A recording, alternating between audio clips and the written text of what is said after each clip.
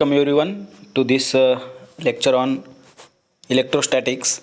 In this lecture, we are going to discuss about the reduction of electric field due to the polarization of a dielectric. Notes लिहून घ्यायचे आहेत. Lecture सुरू असताना तुम्हाला notes आणि lecture दोन्ही एकत्र व्हावं या दृष्टिकोनातून आपण या PPT मेथडनं म्हणा किंवा टेक्स्टबुकच्या माध्यमातून आपण लेक्चर घेत आहोत. पहिला आर्टिकलचं नाव टाका, reduction of electric field due to the polarisation of dielectric. Okay, syllabus बघू शकता तुम्ही.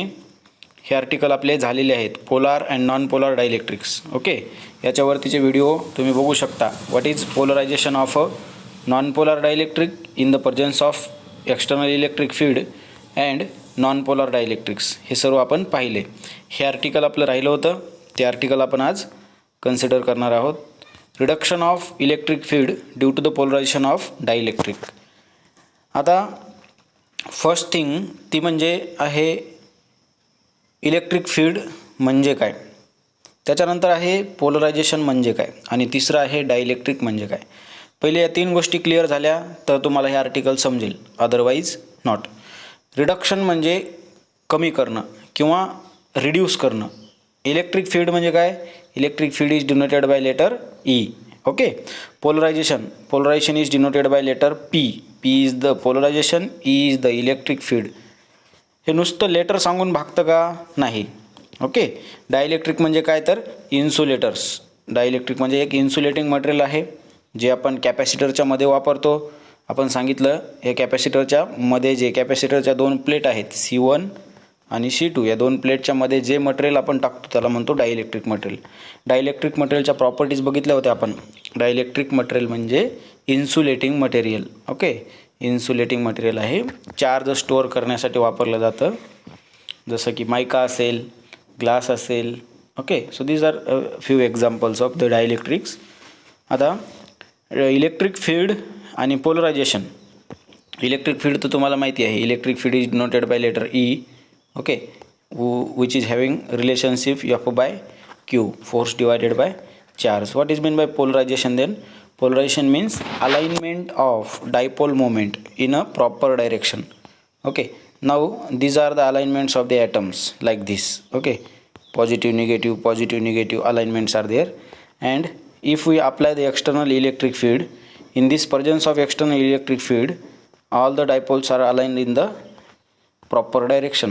दिस is known as the polarisation. Polarisation म्हणजे काय बघा, विदाऊट पोलरायझेशन काय होईल, विदाऊट पोलरायझेशन मोशन जी पार्टिकलची आहे, ॲटमची जी मोशन आहे ती असेल रँडम, कोणत्याही दिशेला असतील.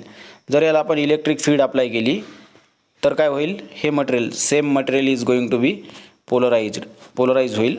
पोलराइज होत आहे म्हणजे काय होतं आहे तर सर्वांची मोशन ओके एका लिनियर दिशेनं होईल किंवा ते एका दिशेनं प्रॉपर डायरेक्शननं मूव्ह होतील. Okay, this is what the reduction of polarisation phenomenon is. हे पोलरायझेशन फेनॉमेनॉन आहे.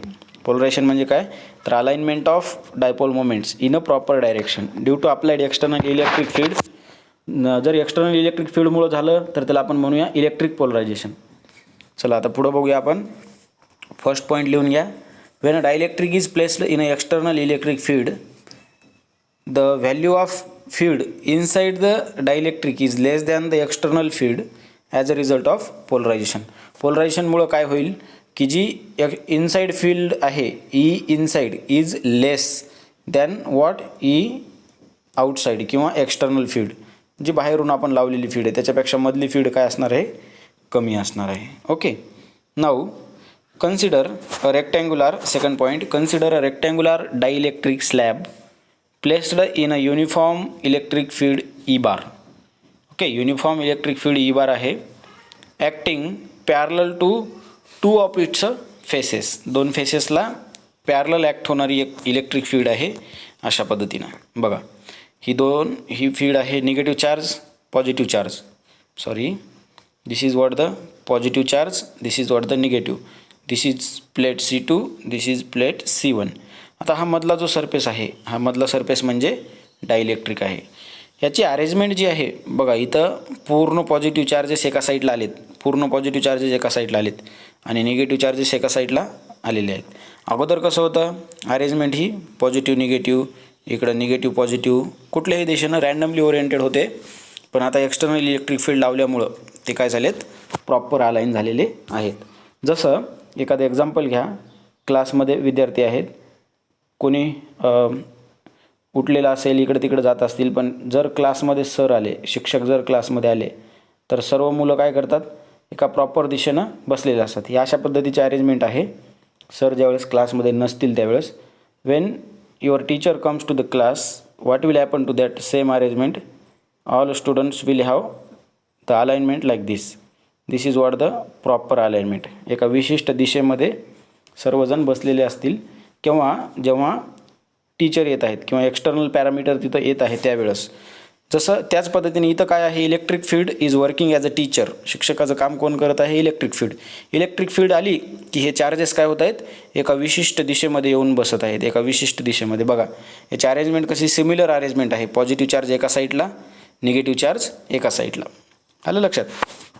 अशा पद्धतीनं मग होतं काय बघा, ज्या वेळेस हे पॉझिटिव्ह आणि निगेटिव्ह चार्ज ओरिएंट होतात त्यावेळेस ते चार्जेस डिस्प्लेस झालेले आहेत. ते चार्ज डिस्प्लेस झाल्यामुळं तुम्ही फिगरचं नाव बघू शकता, डायग्राम काढायची तुम्हाला. When a dielectric is placed in an external electric field, dipoles become aligned. Dipole becomes aligned म्हणजे काय, तर डायपोल हे प्रॉपर दिशेनं अलाइन होतात, एका प्रॉपर दिशेमध्ये येतात.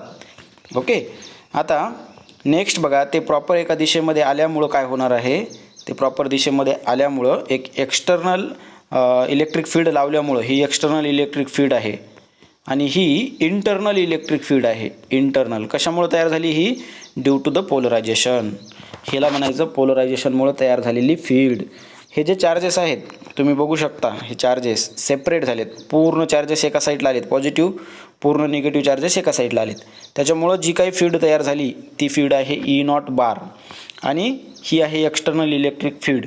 एक्सटर्नल इलेक्ट्रिक फील्डच्या डायरेक्शनमध्येच एक बाहेरची मध्ये तयार झालेली फील्ड आहे. कशामुळं, ह्या बाहेरच्या फील्डच्या इफेक्टमुळं ती पण एका प्रॉपर दिशेमध्ये अलाइन झालेली आहे. आता दोन्हीचा जो डिफरन्स आहे बघा, the net electric field inside the dielectric is the vector sum of applied field and vector sum of applied field E bar and the polarisation field E not bar. E not बारला काय म्हणतो आपण, polarisation field म्हणतो. E not bar is nothing but the polarisation field.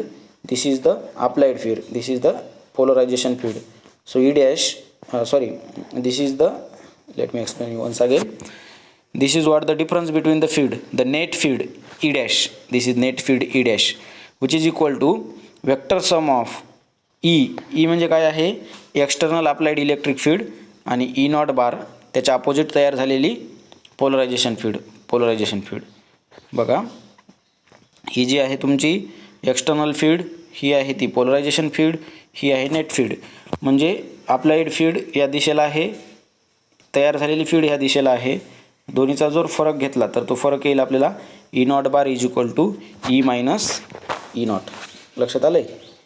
E dash which is equal to E minus E not. This is net field. Okay, this is applied field. तुम्ही लिहून घेऊ शकता. आणि E not bar means polarisation field. कशामुळे त्यांच्यामध्ये minus sine आलं, कारण दोन जर सारख्या दिशेचे वेक्टर असतील, ओके, तर त्यांना आपण काय करतो, समजा हा ई आहे आणि हा ई नॉट आहे, तर आपण काय करतो ई प्लस ई नॉट. पण इथं कसं झालेलं आहे, उलटे, दोन्हीची डायरेक्शन कशी आहे, रिव्हर्स आहे. रिव्हर्स डायरेक्शन असल्यामुळं काय करता येईल मग आपल्याला, समजा हा एक वेक्टर आहे आपला वेक्टर ई आणि हा वेक्टर आहे वेक्टर ई नॉट. तर वेक्टर ई आणि vector E not, net E vector E dash which is equal to E minus E not. लक्षात आलं आहे, ई मायनस ई नॉट. अशा पद्धतीनं आपण इलेक्ट्रिक फील्ड काढू शकतो. दुसरी डायग्राम बघा, ह्याच्यामध्ये काय सांगितलं आहे, induced surface charges on the dielectric established a polarisation field E not bar in the interior. ह्या इंटेरियरमध्ये जी फील्ड तयार झालेली आहे ती फील्ड कशामुळे तयार झालेली आहे, पोलरायझेशनमुळं. ओके, तर आता बघूया आपण,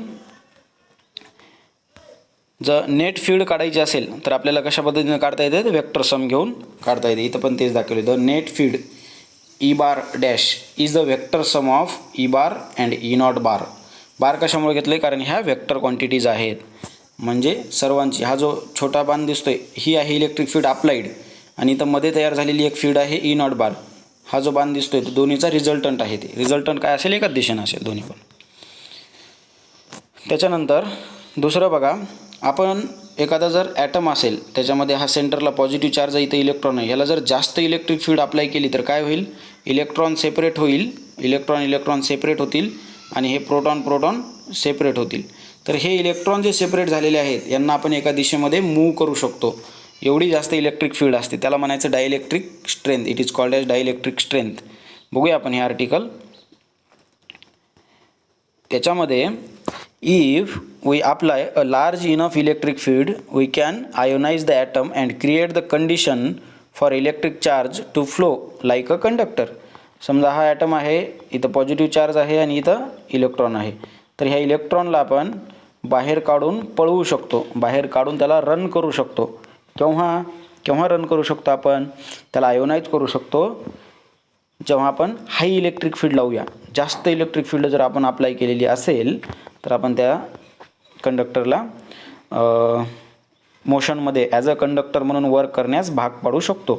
आता बघा, the fields required for the breakdown, ह्याला जी लागणारी फील्ड आहे, जेवढी जास्त फील्ड लागेल त्याला आपण काय म्हणूया, डायइलेक्ट्रिक स्ट्रेंथ. डायइलेक्ट्रिक स्ट्रेंथ म्हणजे काय, the field required to break down the dielectric material is called as the dielectric strength.